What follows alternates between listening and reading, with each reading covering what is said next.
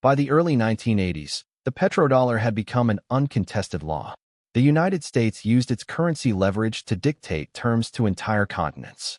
Latin America and Africa, having accumulated dollar-denominated loans, found themselves in a debt trap. Oil prices, manipulated by the Washington-Riyadh alliance, could collapse the economies of any adversary. It was the sharp drop in oil prices in the mid-1980s that became the death knell of the Soviet Union. The petrodollar transformed from an economic tool into a geopolitical sword that chopped off the heads of dissenters. America enjoyed an era of consumption paid for with foreign oil. The wrath of the desert. In response to Israel's support in the Yom Kippur War, the Arab countries dealt a crushing blow. OPEC declares an embargo. Fuel prices quadruple. Kilometer-long lines form at gas stations in the United States, and the economy falls into a coma. This isn't just a shortage, it's a show of force. Saudi Arabia understands it has the world by the throat. Washington realizes that unless the flow of black gold is controlled, the empire will collapse. Henry Kissinger begins a secret tour of the Middle East. His goal is to turn an enemy into the most reliable ally, using fear and greed as the main tools of diplomacy. May 1974. Treasury Secretary William Simon travels to Riyadh on a mission known only to a few. Officially, it's a friendly visit. In reality, it's a desperate attempt to save the dollar. Negotiations take place in luxurious palaces, hidden from the press. Simon bears an offer impossible to refuse. The United States offers the House of Saud something money can't buy: absolute military protection and the survival of their dynasty in exchange for one small favor. This is the moment of truth, when, in the silence of air-conditioned halls, the economic history of the planet for the next 50 years is rewritten. The ultimatum was simple and brilliant. Point 1.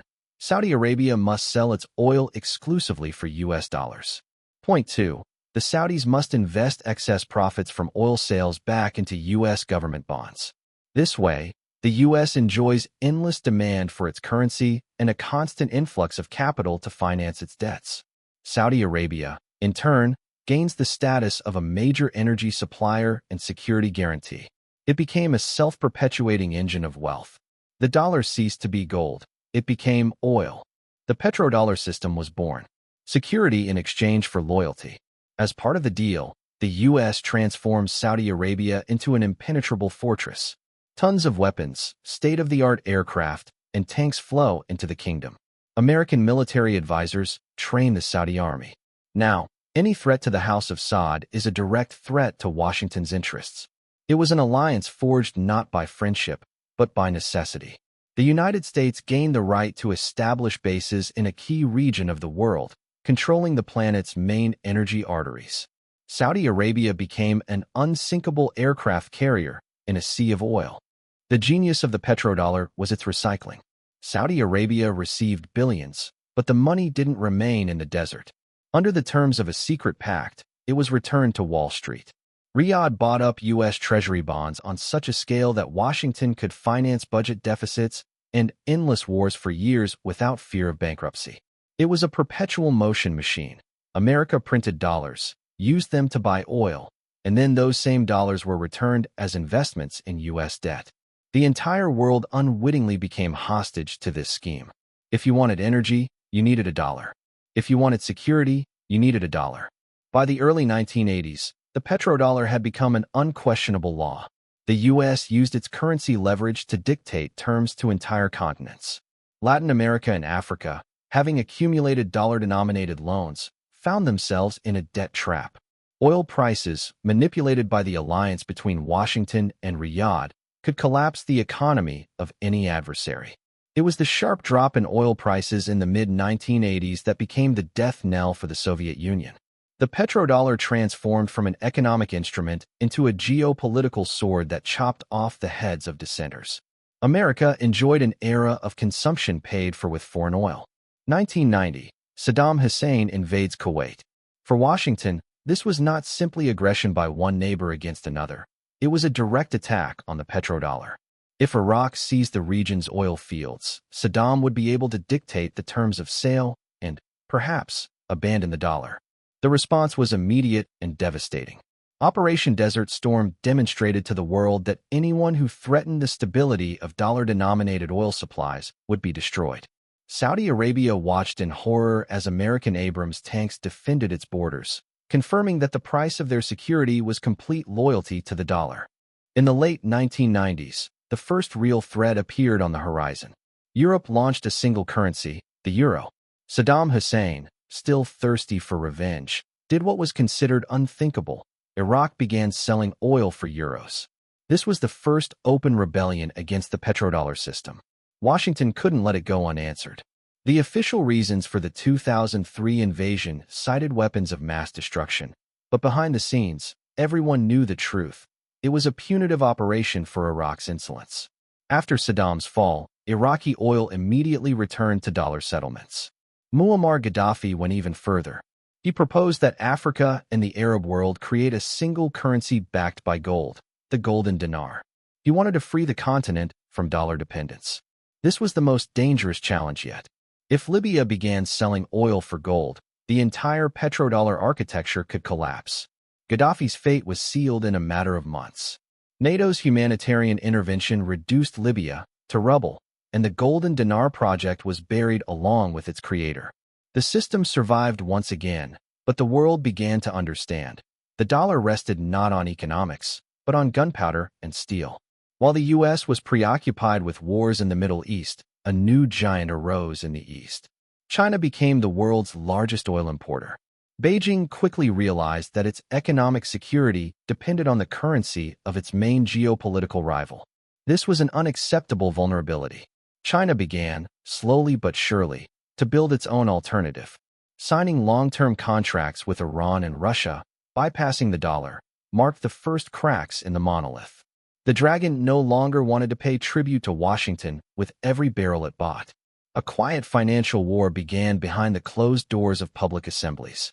In the mid-2010s, the United States achieved a technological breakthrough.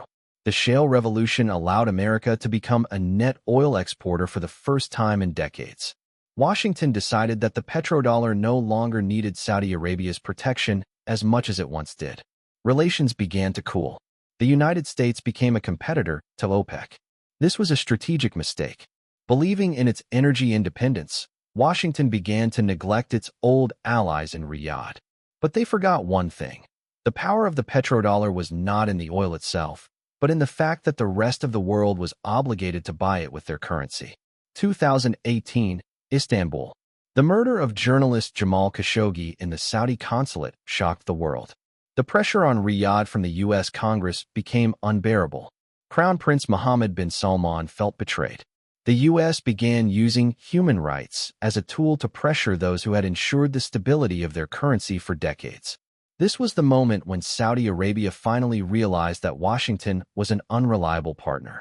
The search for new protection and new markets became a matter of the dynasty's survival. Riyadh's gaze increasingly turned toward Beijing. And then came the day that had been considered unthinkable. China offered Saudi Arabia the opportunity to sell oil for yuan. For Beijing, this was a way to internationalize its currency and strike a direct blow to the heart of American power. The Saudis didn't say no. Protracted, secret negotiations began. The Petroyuan ceased to be a theory and became a reality. It was a time bomb beneath the foundations of Wall Street. If the largest buyer and seller of oil abandoned the dollar, what use would it be to the rest of the world? The digital infrastructure to bypass SWIFT was already in place. The expansion of BRICS formalized the uprising. The entry of Saudi Arabia, the Emirates, and Iran into a single bloc transformed OPEC into the economic wing of an anti-dollar alliance. Now, more than half of the world's oil and gas reserves were controlled by a group of countries openly striving for de-dollarization. This wasn't just economic news, it was a tectonic shift. The system created by Kissinger in 1974 began to crumble before our eyes. Washington responded with sanctions and threats, but in 2026, the fear of an American aircraft carrier could no longer outweigh the benefits of the new reality. Early 2026, Saudi Arabia officially notifies Washington the 1974 agreement will not be extended. This is the financial equivalent of a nuclear explosion. Global central banks, having hoarded dollars for decades just to buy oil, begin a massive dumping of U.S. government bonds. The Treasury market devolves into a bloodbath. Interest rates in the U.S. are skyrocketing, making servicing the enormous national debt impossible. The Federal Reserve is forced to print trillions just to keep the system from collapsing, but this only fans the flames of hyperinflation. The dollar is no longer an anchor. It's ballast, dragging everyone down. Amid chaos, the world is returning to the only asset that can't be printed, gold. China, Russia, and the BRICS countries are announcing the creation of a new unit of account pegged to gold and a basket of commodities. The petrodollar, built on trust and paper, is losing the battle against real resources. For the first time in 50 years, oil is once again being priced in grams of gold. This is the end of the era of cheap credit for the West. The era when America could export its inflation to the world is over. Now everyone must pay for energy with something tangible. The world is disintegrating into currency blocks. There is no longer a single global market. Oil is sold for yuan, rupees, dirhams, and gold. Logistics chains are turning into fortresses.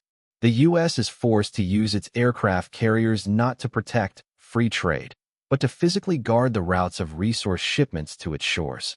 Energy nationalism is becoming the new religion. Countries without their own resources and no place in the new blocks are sinking into depression. It's a world of every man for himself, where old alliances mean nothing compared to a full tanker in port. Within America, the effects of the petrodollar collapse are being felt in every home. Import prices are soaring.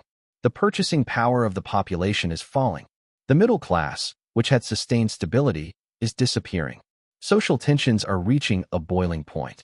The government is attempting to introduce a digital dollar, CBDC, to control the remaining resources, but this only deepens the divisions in society. Washington, accustomed to ruling the world through SWIFT and sanctions, is discovering that these tools no longer work against those who control the real flows of energy. The empire is forced to take stock of itself for the first time in a century. The petrodollar was the greatest financial invention of the 20th century.